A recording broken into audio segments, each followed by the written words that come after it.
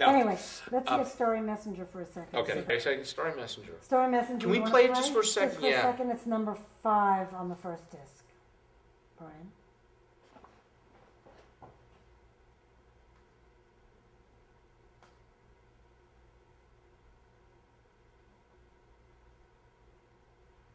I'm hysterical. I was going to bring a boombox. Richard said you probably haven't ever seen one. I said, don't be ridiculous. Of course he grew up with them.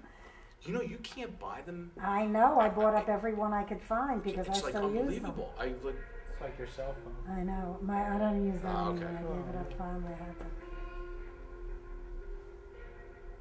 Wait, let it kick in for a minute.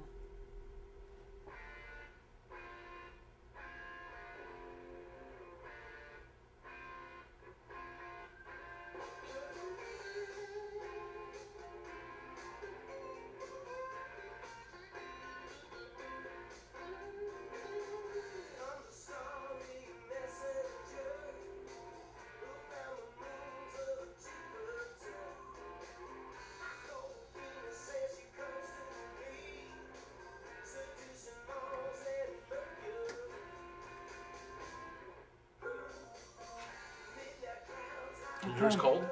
Can you hear us cold? Not really, no.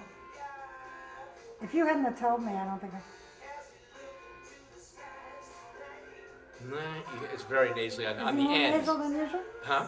No, I'm mostly hearing the organ and that. Yeah. There's that Derek and the Dominoes feel. Allman Brothers.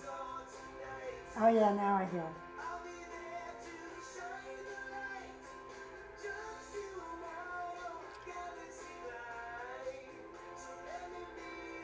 Okay.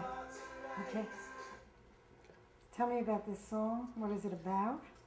This is a song called Starry Messenger, or, Let Me Be Your Star Tonight. And it's really kind of telling the story of Galileo's first written pamphlet that made him famous. It was called Starry Messenger, which talked about his discovery of the moons of Jupiter.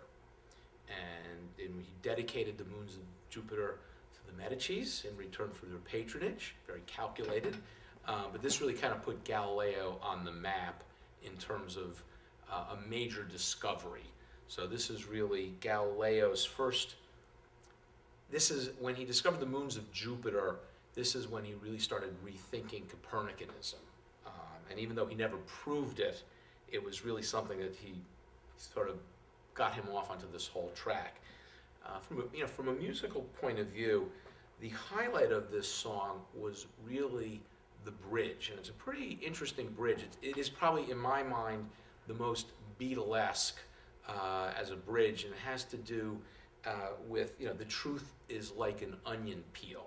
And so this whole story is about peeling back the layers of truth. And one of Galileo's goals was to what's called, he was a devout Catholic all the way through, never criticized the church publicly in spite of all his troubles, but his whole mission was to sort of show the book of life. So this was all about showing God's book of life and using mathematics as the language of science. And so it's a pretty sophisticated song that carries a bit of the story and also sort of starts talking about intellectual thought and how you have to keep peeling back the layers to really understand the story. Song, music first, lyrics first? Yeah, this is... Writing, this is one of the classic open G tuning songs, and one of the things I kind of discovered, not sure if it's true, but at least in my mind, a lot of open G tuning songs, when you look at the Stones and you look at the Counting Crows, maybe a little bit of Led Zeppelin. Led Zeppelin was probably in a different category with the tunings, but I think of open G tuning as kind of a 3-finger chord is where you're getting most of the sound from. One of the things I learned along the way was to sort of stick the pinky in unexpected places. And you sort of hear, we're typically up 3 frets from the root and sometimes 4 frets, getting these kind of minor discordant sounds. And you can sort of hear that in this song with that. And the intro, We actually, I think, I'm trying to remember if we brought in a B1. You know, I can't even remember if we did it on a Hammond, really? Yeah. I'm trying to remember if this was the song that we brought in a B1. But I remember writing the intro. It's kind of got that sort of, another one of those swampy, you know, kind of dark. So I think usually you think of open G tuning as kind of these, you know, rock-driven, not as many minor chords. But that's kind of what I think it has a distinctive sound. But you know, Led Zeppelin typically kind of had much more of the ballady feel. Stones had more of the, you know, that rock feel. These were kind of introducing some interesting voicings, which is I think why Joe and Alan thought it was kind of distinctive and had its own sound. I'll bet, I wouldn't be surprised if it wasn't a Hammond B1 because it sounds, B1 or B3, Hammond organ. The one that Garth Hudson uses in the band. It sounds very Maybe much a like B3. yeah, it sounds like a Hammond B3. It sounds real. Yeah. As opposed to a synthesizer Yeah. situation. But I don't know. We have to ask Alan We'll that. have to ask Alan. And he'll say, hey man, that was a guitar. No, that was without question an Okay, organ. so- Glass Blowing Craftsman. I don't know if you want to hear it. But again, with the bridge is a very Beatlesy bridge. There's a lot of harmony. But it starts out, it sounds very sort of almost Renaissance musical theater. You know what I mean? It's like, now, was this a conscious decision at some point to change some of the style of some of these songs, or did it just happen organically? Do you want to hear it for a minute? Yeah, let me hear it. It's What's the number Beatles 6. song, I imagine she's a pretty nice girl but doesn't have a lot to say? You asked me that once before, and I don't remember. I'm not as well versed on the Beatles as I am with the Stones. I was a Stones person, not a Beatles person. It's off the White Album. Very nice girl, but she's in a... Doesn't have a lot. Oh yeah, it was almost like kind It's of a short- vaudeville-y. Yeah, and it was kind of short. It was like,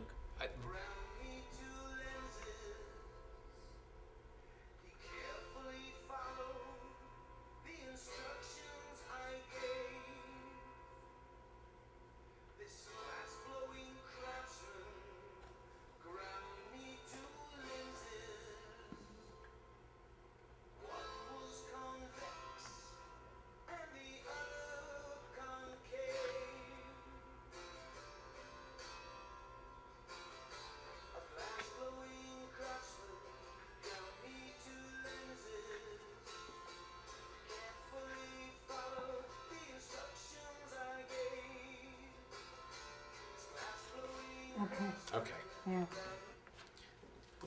Glass Blowing Craftsman, it's actually kind of a, I was actually pretty proud of this one. It's a little bit, I call it a ditty. It's not like a full 4-minute song with the traditional, you know, verse, chorus, bridge, verse, chorus, outro. Kind of, I don't know if it was inspired, there's a Beatles song, I think it's on the White Album, which is kind of that short 1-minute song, which I think Paul sings. It's, I imagine she's a pretty nice girl, but doesn't have a lot to say. I don't remember the name of the song. But this has a very, kind of powerful in that it's telling the single, this is the moment of Galileo's epiphany on creating a real telescope, which was he took a concave lens and a convex lens. And if you remember, concave kind of focuses in, convex goes out, and it was putting the two of them together that really created the huge magnification that he was able to achieve. And he kind of used his mind, which is really sort of showed his power as a scientist and as an inventor, but it's something very simple.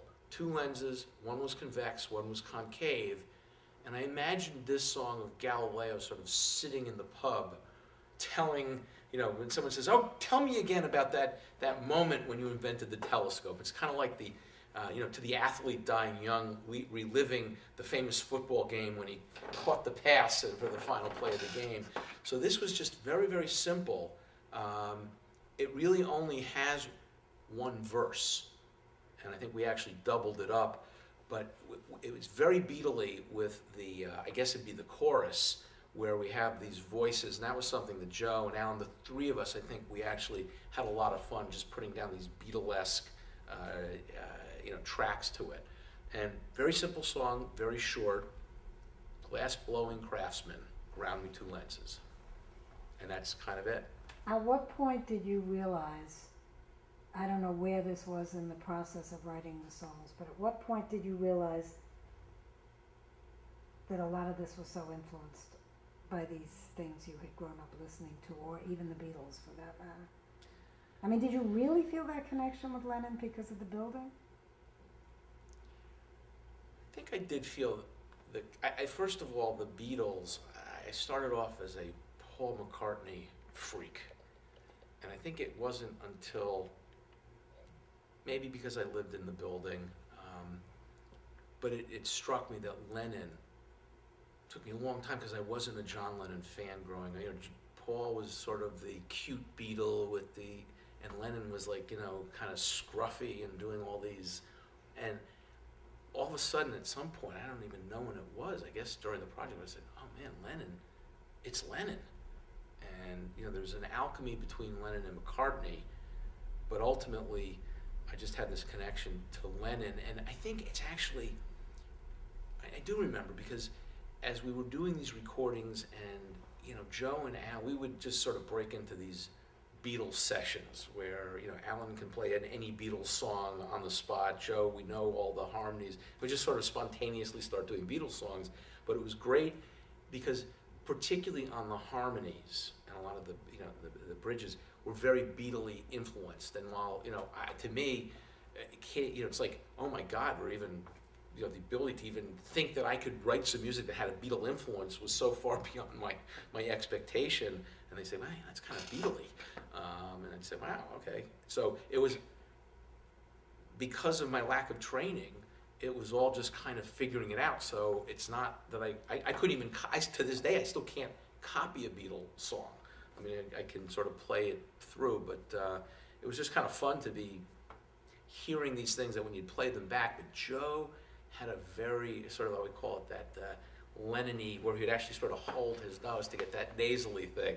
But it was really great. I think there's just like a number of sort of Beatlesque moments, but none of which clearly, you know, could fall into the consciously copying the Beatle melody or the seven notes, but clearly influenced by the Beatles. And also, though, I hear, as I said, strains of Stones because of the open G tuning, but also some Pink Floyd and Queen and Aerosmith and other things. I mean, or even Bowie, which you hadn't noticed, but I've heard it clearly twice.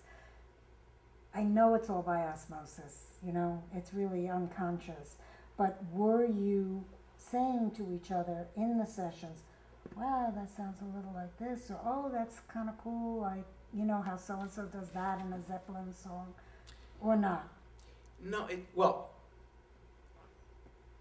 as a guitarist, I don't, clearly the Stones, because Honky Tonk Woman was that's, you know, that's the whole segue into this story, is I always wanted to play Honky Tonk Woman. And I didn't know it was done in open G tuning, and that was one of the first things that's where I even became consciously aware of open G tuning. I was aware of open E tuning, but I just like this whole epiphany when Alan said to me, hey man, you're doing it in the wrong tuning, let me show you how to play Honky Tonk Woman. So that was my introduction into open G tuning. I never played any Aerosmith. I was a Ziggy Stardust fan, but I don't really, you know, Suffragette City, I don't really play any Bowie on guitar. I like Aerosmith, but I don't really know how to play any of the songs. So I'd say it has to be subliminal, because I wouldn't know how to play those songs now. And we did have, you know, there were a lot of moments is, are we, you know, okay, are we ripping anybody off? And we just had these hysterical sessions with Alan. The one song, which is where we actually were concerned and we had a disagreement, was on Father, I'm Sorry.